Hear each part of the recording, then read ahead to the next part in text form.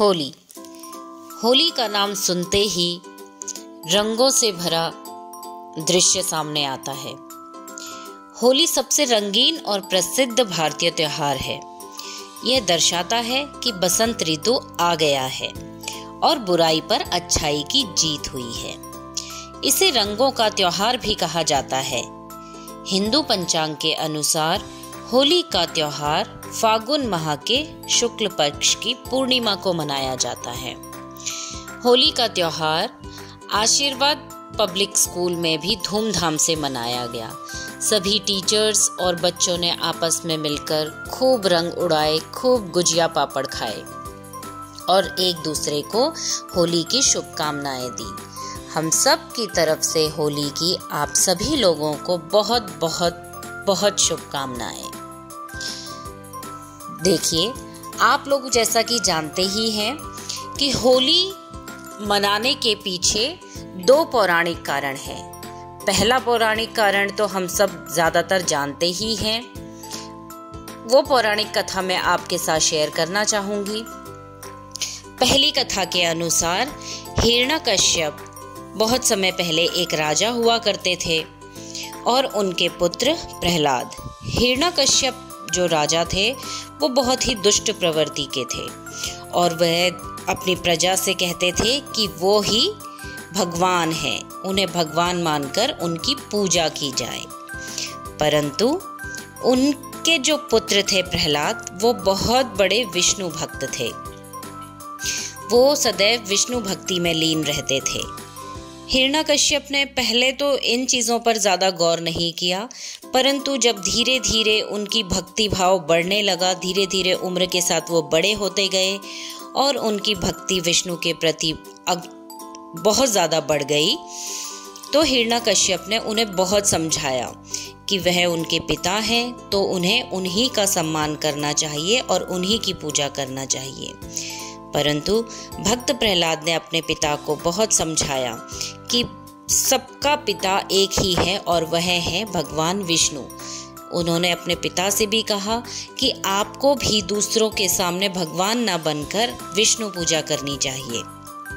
परंतु हिरण्यकश्यप बहुत ही हठी व्यक्ति था। उसने धीरे धीरे जब प्रहलाद उनकी बात नहीं माने तो उसने अपनी बहन होलिका की मदद से उन्हें मरवाना चाहा।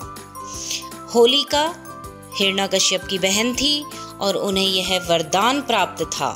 उन्हें ब्रह्मा जी से एक ऐसी चादर मिली हुई थी जिसे ओढ़कर वो कितनी भी भीषण आग में बैठ जाए जलेगी नहीं।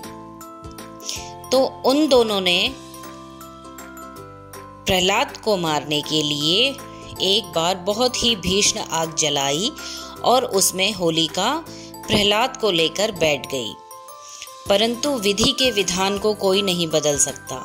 जो विष्णु भक्त हैं वो कैसे विष्णु जी कैसे अपने भक्त को अपने सामने हानि होते देख सकते थे।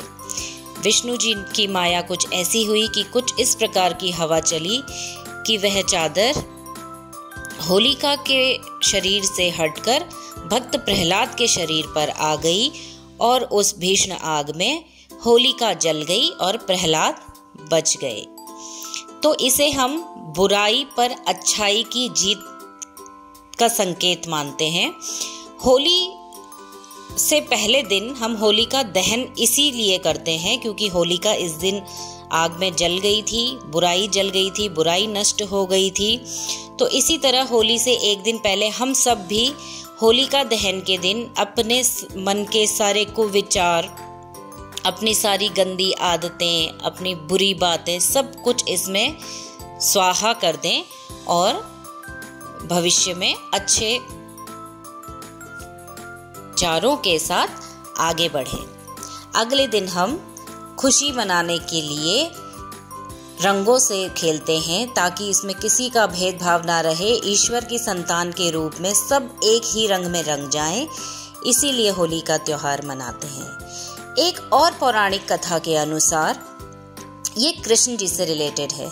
कृष्ण जी जैसा कि आप सब जानते ही हैं सांवले सलोने थे।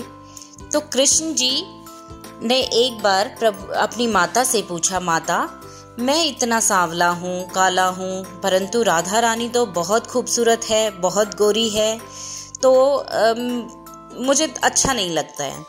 तो माता ने उसे समझाया, नटखट कान्हा, इसमें परेशान होने जैसा क्या है? तुम जिस रूप में राधा को देखना चाहते हो, जिस रूप के तुम हो, तुम उसी रंग में राधा को रंग दो। तो कृष्ण जी, जैसा कि आप सब जानते ही हैं, बचपन से ही बहुत नटखट थे। तो उन्होंने क्या किया, बहुत सारे रंग लेकर राधा के पीछे पीछे भागने लगे और उन्हें सभी रंगों से रंग दिया। तो ये रंगों से रंगने की प्रथा से यह भी होता है कि इंसान के रंग रूप का पता न चले, हर इंसान एक ही रंग में रंग जाए, और वो है प्रेम भरा रंग। उसके बाद ब्रजवासियों को ये सब चीजें इतनी अच्छी लगी, रंगों से खिलवाड़ करना, खेलना, अटखेलियां करना इतना अच्छा लगा कि उस दिन से हर साल वो होली मनाते हैं रंगों के द्वारा। मैं आशा करती हूँ कि हम सब के लिए भी ये होली का त्योहार बहुत ही खुशियाँ और प्रेम लेकर आए। जैसे कि आप सब जानते ही हैं, बच्चे और बड़े सब मिलकर अगर इन रंगों में एक रंग जाएंगे तो हमारे देश में खुशियाँ ही खुशियाँ फैल जाएंगी। बहुत बहुत धन्यवाद आप सब।